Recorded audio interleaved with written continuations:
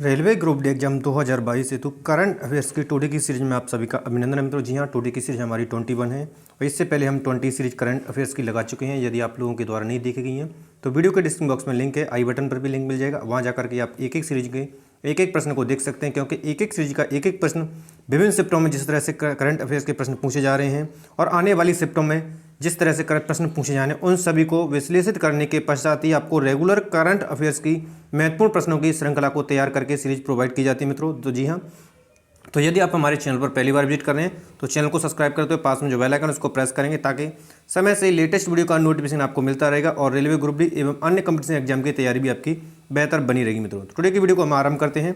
तो प्रश्न है हमारा, भारत का नया सेना अध्यक्ष किसे नियुक्त किया गया। एक एक प्रश्न आप सभी के लिए बेहद इंपॉर्टेंट है, इसलिए कंप्लीट वीडियो को देखें, कंप्लीट प्रश्नों को आप स्वयं से लगाएं।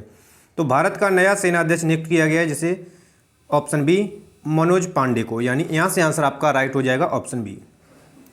नेक्स्ट आपका डिकोडिंग इंडियन बाबू डोम नामक नई पुस्तक किसने लिखी है। ये पुस्तक का नाम है डिकोडिंग इंडियन बाबू डोम और यह पुस्तक लिखी गई है, उस लेखक का नाम पूछा गया है। प्रश्न को समझना है, सबसे पहले वीडियो को बीच में भी पॉज करके आप सही आंसर लगा सकते हैं।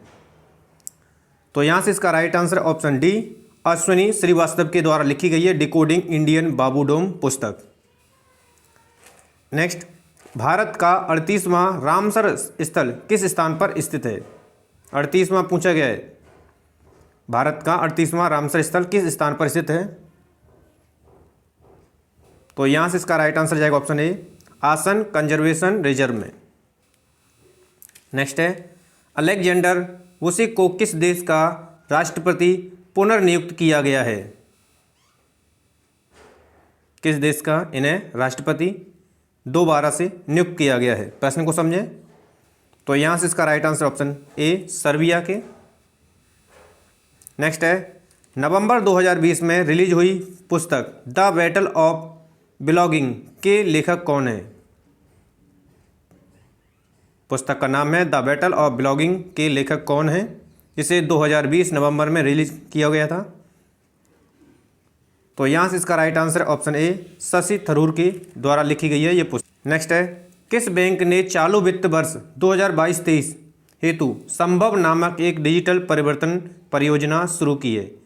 किस बैंक के द्वारा ये जो संभव योजना चालू की गई है वह पूछी है। तो यहाँ से इसका right answer option C union bank of India के द्वारा यह संभव नामक परियोजना शुरू की गई है। नेक्स्ट है, tiger of Dras captain Anuj Nayyar 23 Kargil hero नामक पुस्तक के लेखक कौन है। पुस्तक लिखी गई है और इसके लेखक पूछे गए हैं। तो यहाँ से इसका right answer option D A और बी दोनों, यानी कि मीना नायर और हेमंत सिंह शेखावत दोनों के द्वारा यह पुस्तक लिखी गई है। नेक्स्ट है, जियो stationery operational environmental satellite T किस देश से संबंधित है, जिसे जियोस टी भी कहते हैं। तो यहाँ से इसका right answer option A America से संबंध रखती है। ये किस देश के तेज गेंदबाज उमर गुल ने क्रिकेट से संन्यास की घोषणा कर दी है। उमर गुल जो हैं उनका संबंध पूछा गया, किस देश से संबंध रखते हैं।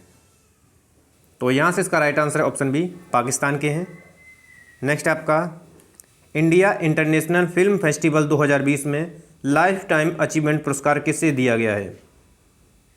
प्रश्न को समझना है, ऑप्शन को समझना है, उसी के पश्चात ही आपको सही आंसर लगाना है। तो यहाँ से इसका राइट आंसर जाएगा ऑप्शन ए ओमपुरी को। नेक्स्ट है, यूनेस्को ने भारत के किस टाइगर रिजर्व को बायोस्फीयर रिजर्व का दर्जा दिया है। यूनेस्को के द्वारा, प्रश्न को रीड करें।